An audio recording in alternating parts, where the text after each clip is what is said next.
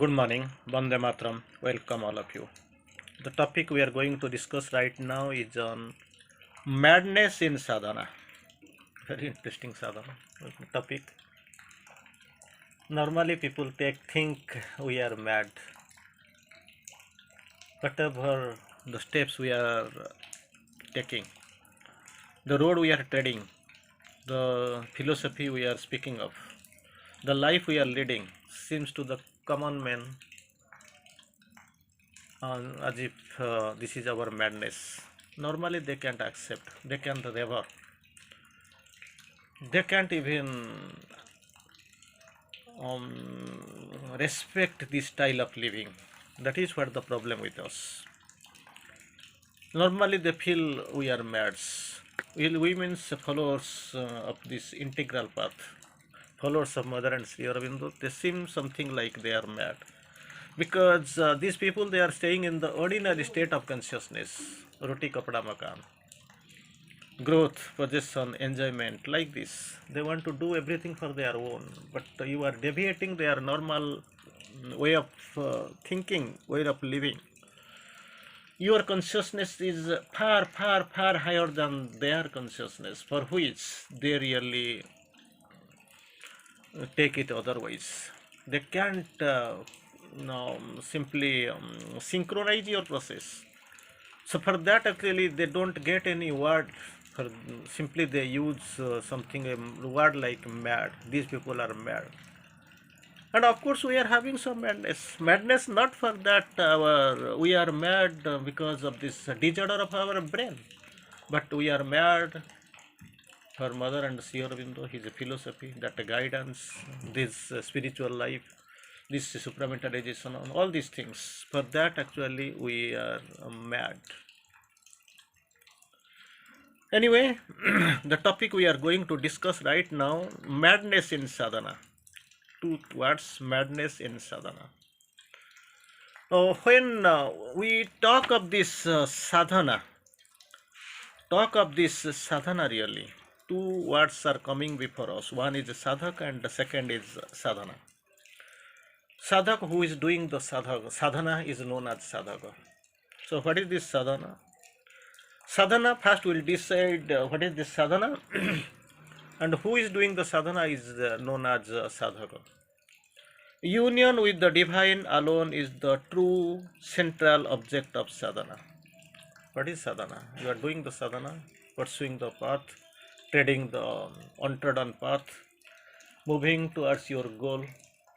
So that is what transformation, perfection, spiritual life. So many ways you are acquainted and you are habituated with these terms. So sadhana, union with the divine alone is the true eternal central object of sadhana.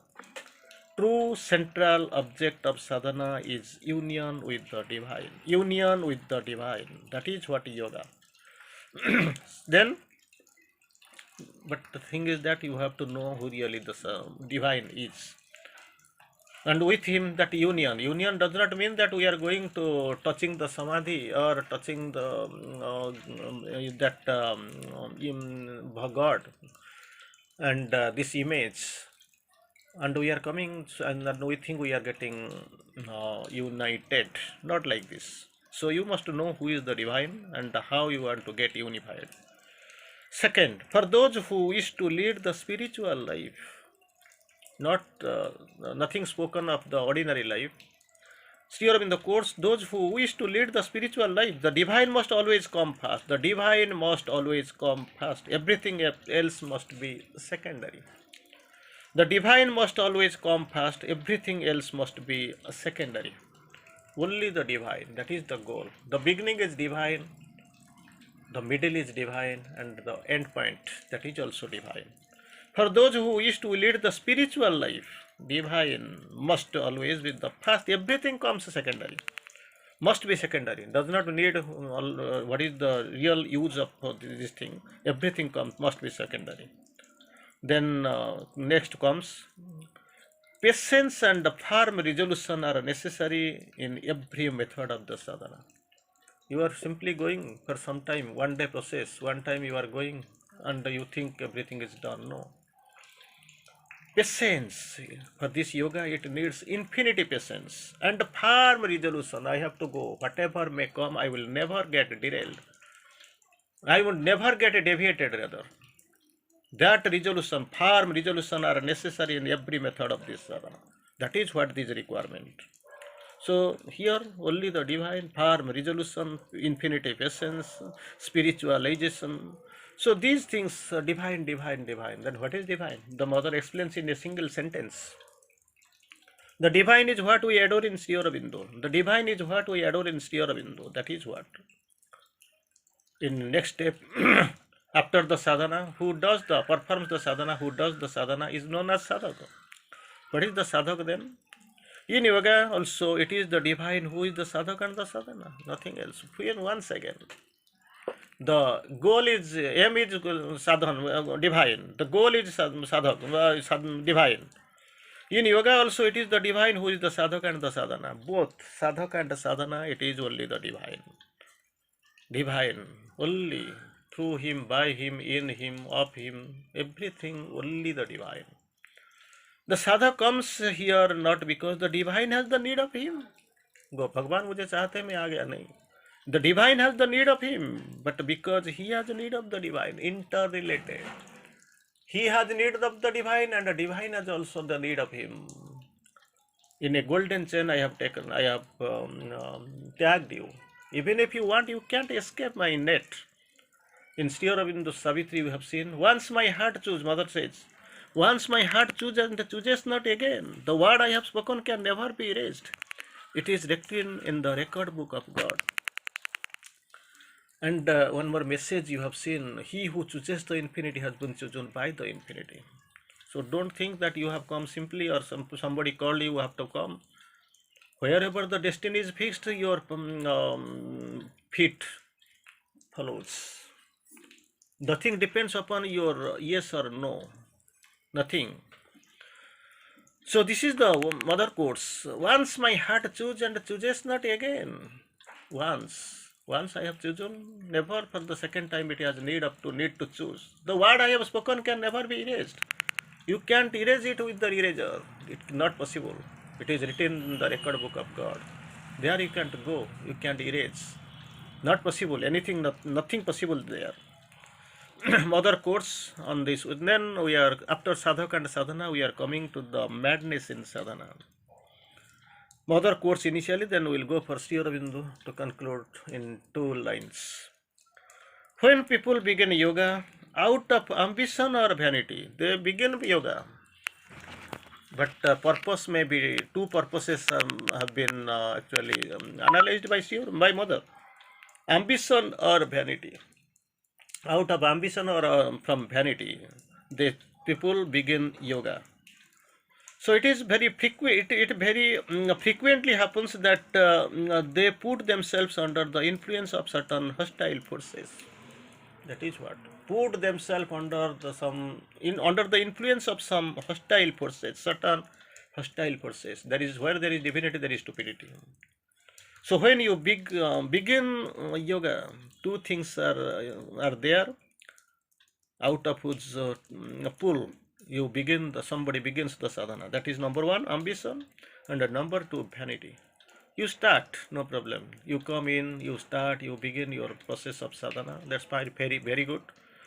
But you must be aware, pull of the hostile forces standing on the way, that is inevitable.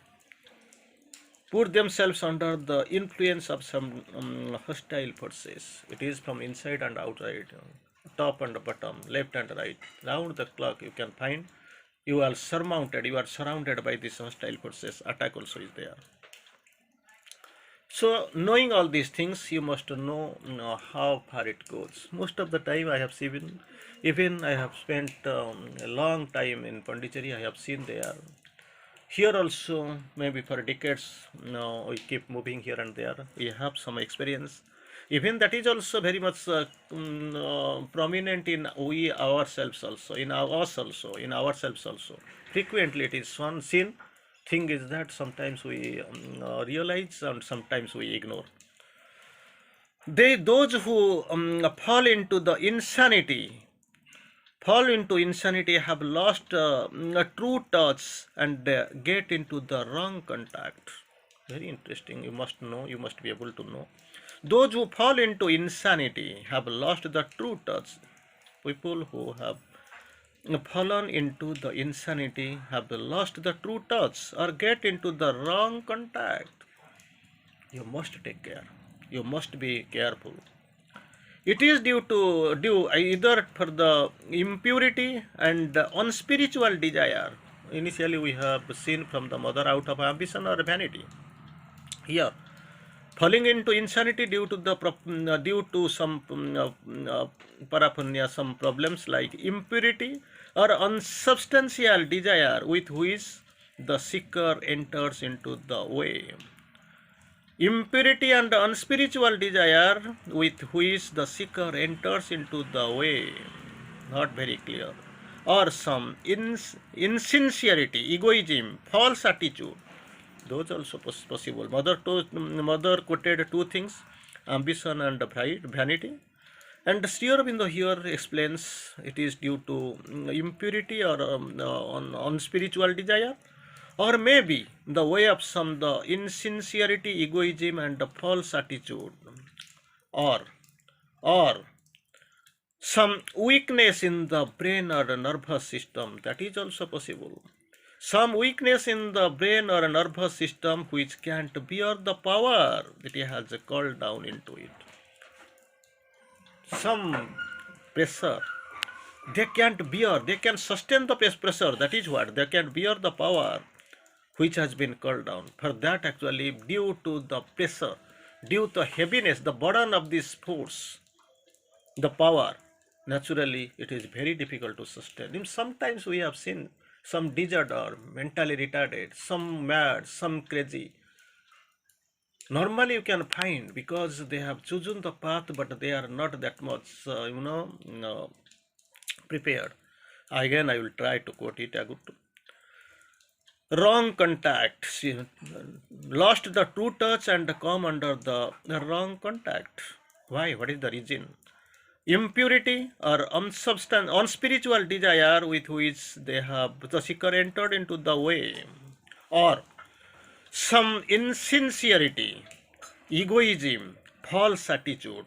Three things: insincerity, egoism, or false attitude. Then later and towards the final position, we can see weakness in the brain or a nervous system weakness. They can't bear the power it has been called down into them. Naturally, if they can bear this, naturally they will suffer. What is that? You can find that madness is there. Even externally, outwardly, you can also see it. And finally, Sri Aurobindo comes forward. If the being is small, the nature is weak and incapable. Weak and incapable. Being is small, nature is weak and incapable.